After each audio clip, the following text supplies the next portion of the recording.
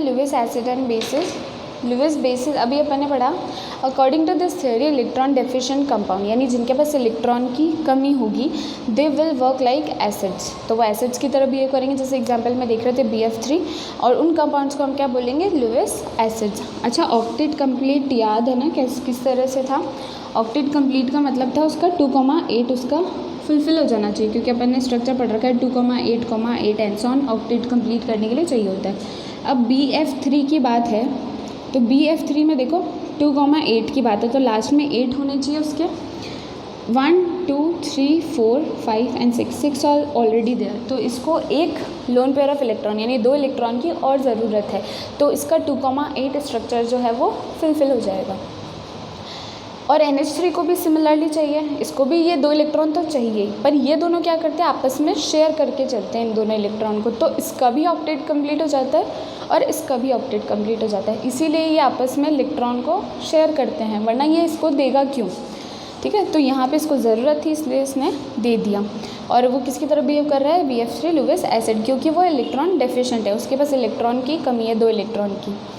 Generally अच्छा, अब Lewis acid की तरह जनरली कौन कौन बिहेव करेंगे? जनरली कैटायंस यानी जिन पे पॉजिटिव चार्ज है। ठीक है, पॉजिटिव चार्ज का मतलब पता है ना, ये 2 इलेक्ट्रॉन अपने दे चुका है तो इसके पास कमी हो जाती है।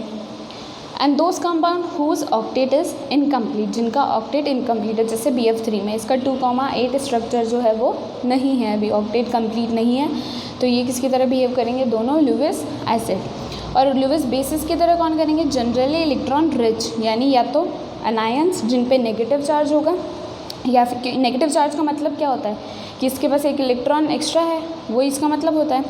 और NH3 जिनके पास लोन पेयर है, ठीक है, तो लोन पेयर है तो ये डोनेट करेंगे, डोनेट करने से किसकी तरह बिहेव करेंगे? लुईस बेसिस की तरह बिहेव करेंगे। तो इन this way not only H+ और OH- कंटेनिंग सब्सटेंस, तो यहाँ पे अपन ने अगर नोटिस किया हो तो पता चल रहा है कि जो जिनके पास H+ आयन नहीं है यानी H भी नहीं है, उनके बारे में भी अपन जजमेंट दे पा रहे हैं, बजाय कि पहले नहीं दे पा रहे थे। तो BF3 जो है इसके पास ना H है, तो इसका भी अपन को पता चल गया ये किसकी तरह बिहेव करेगा? एसिड, क्योंकि इसका ऑक्टेट इनकम्प्लीट है। तो लुईस कॉन्सेप्ट जो है फाइनल कॉन्सेप्ट था जिसने ज़्यादातर प्रॉब्लम जो है एसिड और बेसिस को क्लासीफाई करने की सॉल्व कर दी थी, इसलिए हम ये लेटेस्ट थ्योरी पढ़ते हैं सबसे ज़्यादा।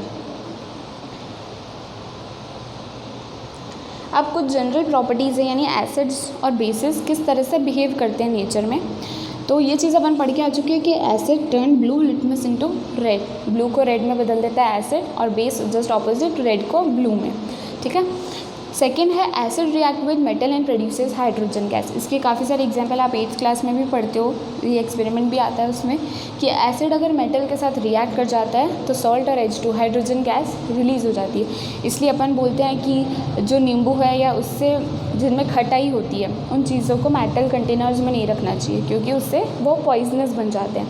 ठीक है, तो उसके पीछे का रीज़न यही है कि उनमें एसिड होता है उन खट्टी चीज़ों में, और एसिड होने की वजह से वो मेटल के साथ रिएक्ट कर जाते हैं, और रिएक्ट करने के बाद वो हाइड्रोजन गैस रिलीज़ कर देते हैं जो कि पॉइजनस होती है, यानी अपने लिए जहर के बराबर है।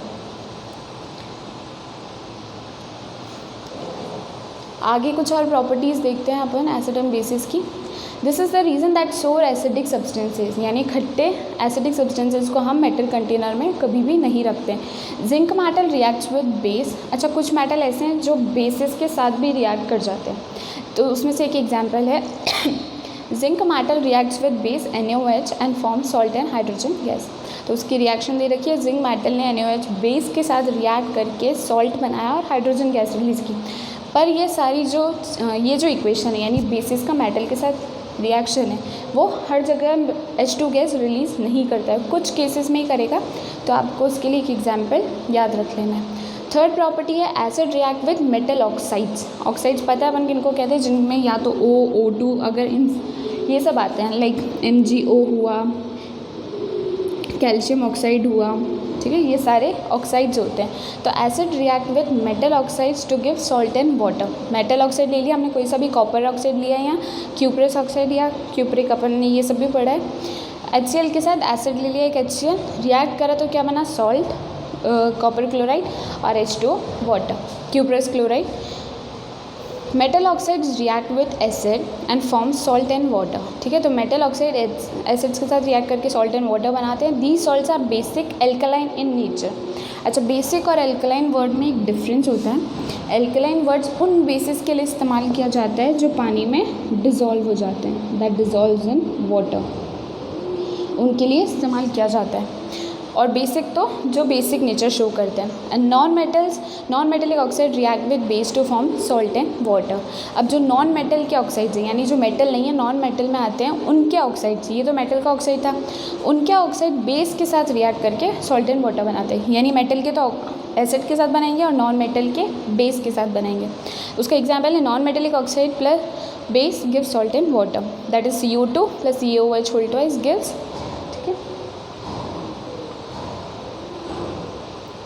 give CaCO3 and H2। Fourth property है aqueous solution of all acid, यानी जब हम उन एसिड्स को वाटर में डिज़ोल्व कर देते हैं। And bases, they are the conductors of electricity, क्योंकि उनमें पता है आयन्स होते हैं और आयन्स ही रिस्पॉन्सिबल होते हैं इलेक्ट्रिसिटी को कंडक्ट करने के लिए। तो उनके एक्वस सोल्यूशन में एसिड और बेस डालते ही अपन को पता है H+ और OH- आयन्स मिल जाते हैं। And these ions are free, so वो क्या करते हैं, इलेक्ट्रिसिटी को कंडक्ट यानी पास ऑन करते हैं। These are used as electrolytes. अब जो इनके थ्रू एक्वस सोल्यूशन के थ्रू जो चीज़ें बनती है जो इलेक्ट्रिसिटी को कंडक्ट करे, उनको इलेक्ट्रोलाइट्स कहते हैं। जैसे फिजिक्स में अगर बनता है तो वो एक इंस्ट्रूमेंट होता है, वैसे यहाँ पे वो इलेक्ट्रोलाइट्स की तरह बिहेव करते हैं केमिस्ट्री में। फिफ्थ है all acids react with bases and lose their property become neutral. पता है अपन को न्यूट्रलाइजेशन रिएक्शन पढ़ के आए, acid plus base gives neutral products. This reaction is called neutralization reaction. बहुत कॉमन सी रिएक्शन दे रखी है, पता ही है आप लोगों को। नेक्स्ट है यूजेस। तो यूजेस क्या है कि ये जो acids and bases upon compounds की बात कर रहे हैं, ये अपन को डेली लाइफ में कहाँ यूज़ आते हैं। सो बहुत सारे यूजेस हैं, जैसे कि डेली लाइफ में सॉल्ट अपन खाते हैं, या H2SO4 HCl HNO3, इनको मिनरल एसिड्स कहते हैं। Which acids are found in natural form in plants. कहाँ से एक्सट्रैक्ट होते हैं ये अपन को, प्लांट से, एनिमल से होते हैं। बहुत सारे कार्बनिक organic acids like citric acid, tartaric acid, acetic acid, lactic acid etcetera. Mineral acids कहाँ यूज़ आते हैं, इंडस्ट्रीज़ में, मेडिसिन्स बनाने में, पेंट बनाने में, फर्टिलाइज़र्स बनाने में एक्सेट्रा। हाइड्रोक्लोरिक एसिड बहुत सारी इंडस्ट्रीज़ में यूज़ होता है एक्चुअली हाइड्रोक्लोरिक एसिड। कहाँ पे, in cleaning boiler from inside and cleaning sink and sanitary specially. कभी भी अगर लैब्स में भी बात करें तो हमको अगर इंस्ट्रूमेंट साफ़ करने होते हैं, यानी जो हमने इक्विपमेंट्स यूज़ किए हैं उनको साफ़ करना होता है और वो नहीं हो पा रहे होते हैं, यानी कुछ चीज़ें कभी कभी जम जाती है, तो उनको हटाने के लिए उसमें क्या डाला जाता है, HCl। तो HCl इंस्ट्रूमेंट्स को, इक्विपमेंट्स को साफ़ करने में भी यूज़ आता है। तो यहीं वो बता रहा है कि जो बॉयलर है उसको अंदर से साफ़ करने के लिए, या फिर कोई छोटी छोटी चीज़ें जिनको अपन हाथ से साफ़ नहीं कर पाते, वहाँ HCl यूज़ करते हैं। Nitric acid is used in making fertilizers. ये अपन पढ़ के आए नाइट्रोजन फिक्सेशन वगैरह, जहाँ अपन को पता है कि नाइट्रिक एसिड फर्टिलाइज़र्स में काम आता है। And in cleaning gold and silver instruments, वहाँ पे भी अपन एसिड्स को यूज़ करते हैं जब वो डर्ट वगैरह से थोड़े क्लोराइड हो जाते हैं तब। और mixing 1 part of HNO3 and 3 parts of HCl, यानी अगर 1 part HNO3 और 3 parts of HCl का मतलब क्या है, जैसे मैं 1 लीटर अगर HNO3 लेती हूँ तो मुझे 3 parts यानी 3 लीटर जो है HCl लेना पड़ेगा। टोटल मिला के 4 हो जाना चाहिए। एक्वा रीजिया इज़ फॉर्म, ये बहुत इंपॉर्टेंट है। एक्वा रीजिया क्या होता है, पूछा भी जाता है। तो 1 part of HNO3, 3 parts of HCl, दोनों मिलके क्या बनाते हैं, aqua regia, which is very important compound. It can also dissolve metals like gold. Generally क्या होता है, गोल्ड ऐसी चीज़ होती है जो बहुत जल्दी किसी चीज़ से रिएक्ट नहीं करते हैं, या हाईली रिएक्टिव होते हैं, यानी बहुत ज़्यादा ऐसी कंडीशन देनी पड़ती है तब जाके रिएक्ट कर पाते हैं। तो एक्वा रीजिया एक ऐसा सोल्यूशन बन के आता है, कंपाउंड बन के आता है जिसमें इवन गोल्ड भी डिज़ोल्व हो जाता है, इसीलिए इसका जो रोल है वो बहुत इम्पॉर्टेंट है। Sulphuric acid is used in cells, car batteries, जो अपन सेल और बैटरीज यूज़ करते हैं डेली लाइफ में, अपनी स्कूटीज़ में हुआ या अपने रिमोट वगैरह में जो सेल यूज़ होता है। Sulphuric acid is also called king of acids. इसको किंग ऑफ एसिड्स क्यों कहा जाता है, इसके बहुत ज़्यादा इंपॉर्टेंट यूज़ है इसकी वजह से, और बहुत ज़्यादा इंडस्ट्रीज़ में काम आता है ये। Industries development rate of any country is measured by the consumption of sulphuric acid. तो अगर अपन को पता लगाना है कि किसी कंट्री की इंडस्ट्रियल डेवलपमेंट कितनी है, तो वो किसके बेसिस पे पता लगाया जाता है कि उस कंट्री में या उस कंट्री में जितनी इंडस्ट्रीज़ है उसमें सल्फ्यूरिक एसिड किस अमाउंट पे यूज़ हो रहा है। उस अमाउंट पे डिपेंड करता है कि वहाँ की डेवलपमेंट रेट, यानी जो इंडस्ट्रीज़ की डेवलपमेंट रेट है वो कितनी है। Apart from it many organic acids like acetic acid is used as vinegar in food products. वो हम इसलिए डालते हैं ताकि फ़ूड की जो प्रिजर्वेशन है वो हम कर सकें, उसको ज़्यादा ड्यूरेशन के लिए चला सकें, उसको सड़ने से बचा सकें। तो हम एसिटिक एसिड को यूज़ करते हैं in the form of vinegar, जो कि मार्केट से ईजिली अवेलेबल हो जाता है। प्रिजर्वेशन ऑफ पिकल, पिकल बोलते हैं अचार को, and also used in the cleaning of wood furnitures.